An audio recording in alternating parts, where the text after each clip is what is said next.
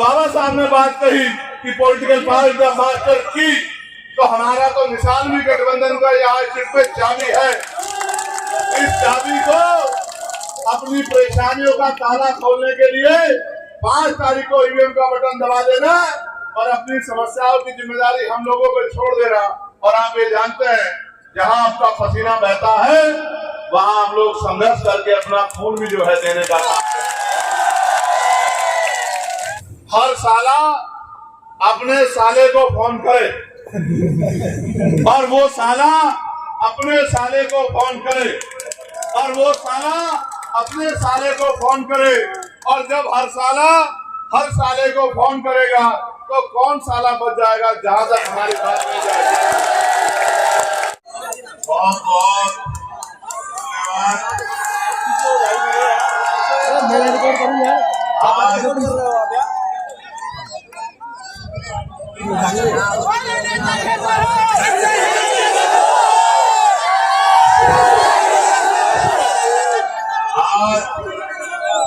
NIT Faridabad में इस चुनावी सभा में भाई करामत जी के लिए वोट की अपील करने मैं और दुष्यंत जी पहुंचे हैं। इस सभा को अपनी बात रखने से पहले मैं आप सबका बहुत बहुत धन्यवाद करता हूं। ये जो जोश नौजवानों में, बुजुर्गों में, माताओं बहनों में देखने को मिल रहा है, ये जो जोश जमीन पर तैयार हुआ है, भाईचारे के साथ तैयार हुआ है, इस जोश के बाद आजाद समाज पार्टी, जेजेपी और भीम आर्मी के नेता और पदाधिकारियों में भी आपकी मेहनत से एक ऊर्जा का संचार हो गया है। मेरा ये मानना है, इस जोश को अगर आपने 5 तारीख तक, जब तक ईवीएम पैक नहीं होती, बना के रखा और 8 तारीख को तैयारी करके काउंटिंग तक आपने संभालने का काम किया, तो मेरा ये विश्वास है कि इस बार भाई करामत तीसरे नंबर पे नहीं, पहले नंबर पे आएंगे। लेकिन ये तभी संभव होगा जब आप सब लोग अपने आप को खुद से हाजी करामत, दुष्यंत चौटाला और चंद्रशेखर आजाद मानकर मेहनत से काम करेंगे और फील्ड में जाकर अपनी जिम्मेदारी को अपने कंधों पर लेकर अपनी मेहनत को सफल बनने का काम करेंगे। मैं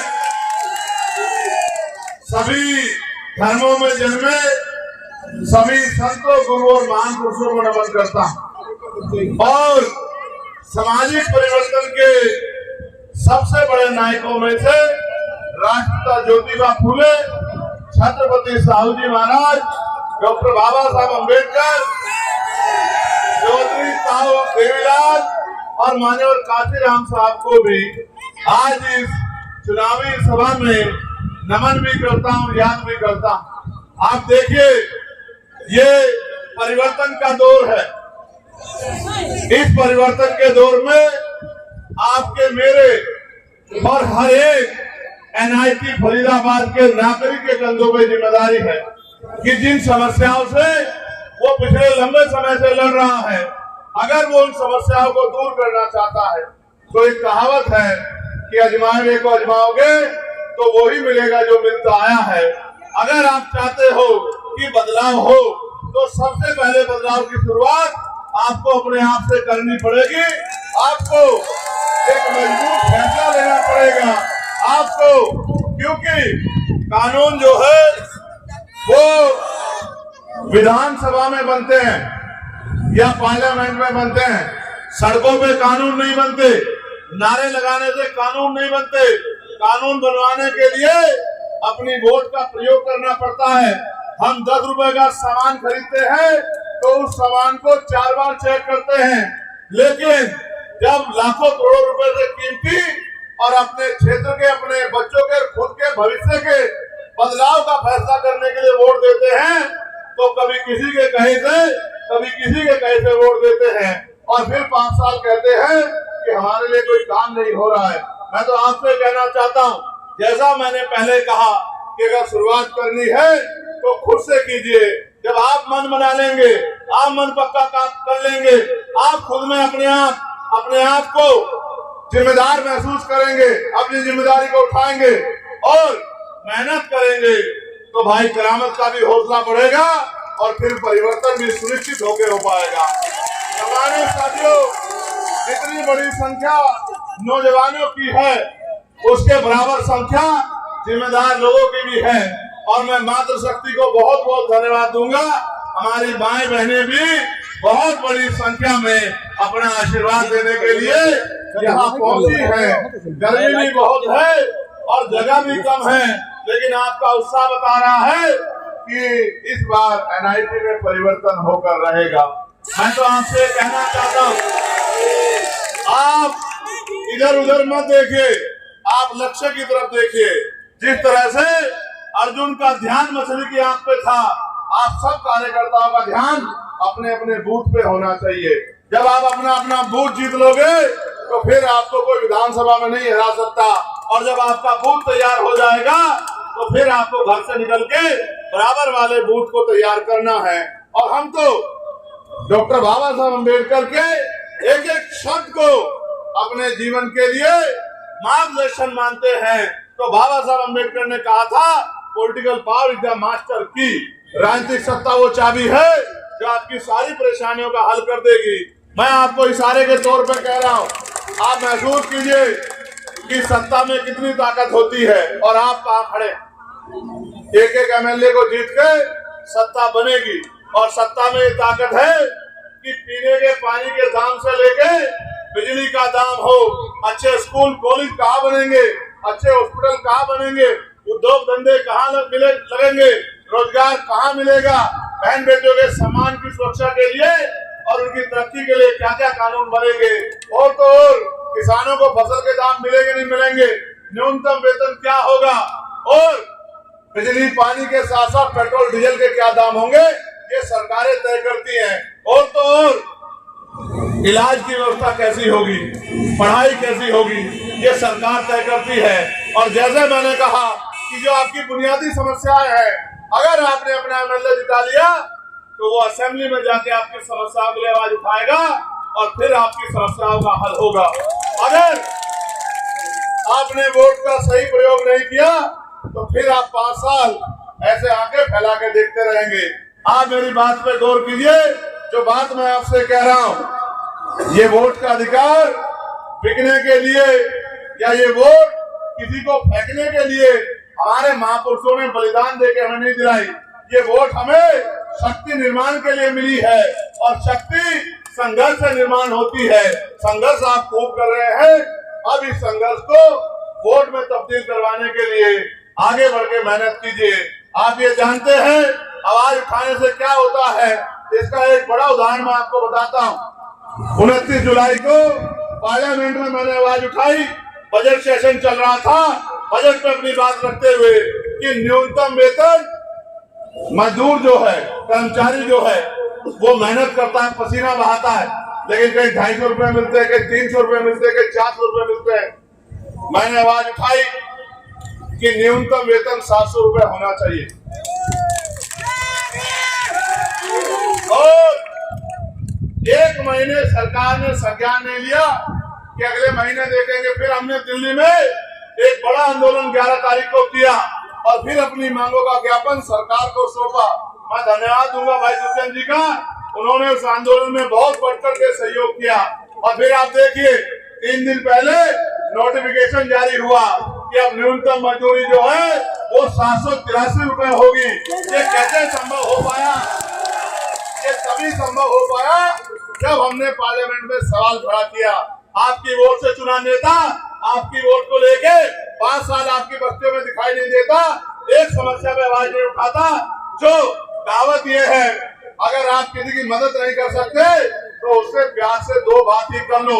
जो आदमी आपके लिए असेंबली में बोल नहीं सकता वो आपको अधिकार दिलाएगा कैसे? इसलिए मैं आपसे कह रहा हूँ भाई करामत, लंबे समय से सेवा कर रहे हैं, लंबे समय से प्रयास कर रहे हैं कि आपका आशीर्वाद उनको मिले। मैं आपसे अपील करने आया, सिर्फ अपील कि इस बार जो बाबा साहब ने बात कही कि पॉलिटिकल पार्टी का मास्टर की, तो हमारा तो निशान भी गठबंधन का यहाँ सिर पे चाबी है। इस चाबी को अपनी परेशानियों का ताला खोलने के लिए 5 तारीख को ईवीएम का बटन दबा देना और अपनी समस्याओं की जिम्मेदारी हम लोगों पर छोड़ देना। और आप ये जानते हैं जहां आपका पसीना बहता है वहां हम लोग संघर्ष करके अपना खून भी जो है देने का काम करते हैं।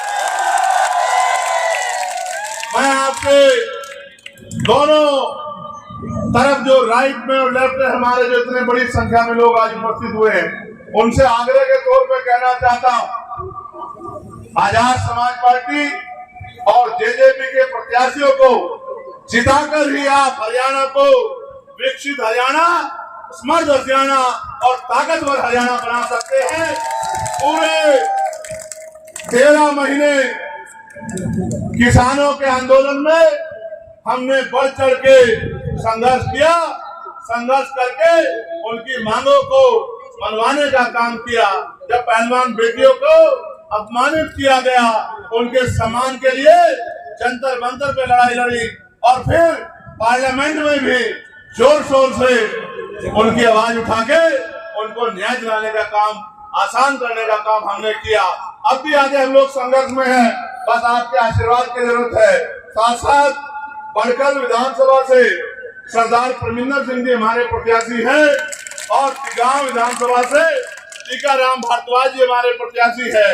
मैं आपसे अपील करता हूं, एक बहुत अच्छी कहावत है हरियाणा की, हमारे हरियाणा के साथी सुनाया करते थे, हमें इस काम को कर लेना सारी परेशानियों का हल हो जाएगा। ये प्रचार का सबसे आसान तरीका है कि क्योंकि हमें रिश्तेदारियां हैं, आपस में भाईचारा है, हर साला अपने साले को फोन करे और वो साला अपने साले को फोन करे और वो साला अपने साले को फोन करे। और जब हर साले को फोन करेगा तो कौन साला बच जाएगा जहां तक हमारी बात नहीं जाएगी। तो अगर हमको इस टेक्नोलॉजी का प्रयोग ही कर ले कि अपने फोन का इस्तेमाल कर ले और रिश्तेदारियों को, दोस्तों को, साथियों को तैयार कर ले, तो आपकी 4-5 दिन की मेहनत एक बड़ा परिवर्तन जो है एनआईसी में, बड़खल में, टिगांव में कर देगी। मैं आपसे अपील करता हूं, जिस जोश के साथ आज आप आए हो, इस जोश को दोगुना करके यहाँ से ले जाना और जाके मेहनत करना और हमारे प्रत्याशियों के हाथों को मजबूत करना। आपने मुझे सुना, इतनी बड़ी संख्या में आप आए, आपने आके मातृ शक्ति भाइयों ने, बड़ों ने आशीर्वाद दिया। मैं आपका अभिनंदन, वंदन और स्वागत करता हूं। और साथ साथ जेजेपी, आजाद समाज पार्टी और भीम आर्मी के नेताओं का भी, कार्यकर्ताओं का भी धन्यवाद करता हूं, क्योंकि कार्यकर्ता रीढ़ होती है और कार्यकर्ता संघर्ष करता है। मैं इन बहादुर कार्यकर्ता का हौसला बढ़ाते कहना चाहता हूं, उठो, संघर्ष करो और अपना मैदान जीत लो। आने वाला कल आपका है, आने वाला भविष्य हरियाणा का भाई दुष्यंत चौटाला है। आगे बढ़ के मेहनत करो और एकजुट होके इस लड़ाई में अपना, इस संघर्ष में अपना योगदान दो। बहुत बहुत धन्यवाद। जय भीम, जय भारत, जय संविधान, जय जवान, जय किसान।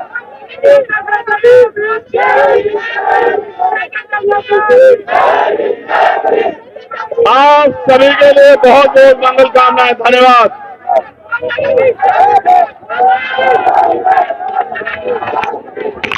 सभी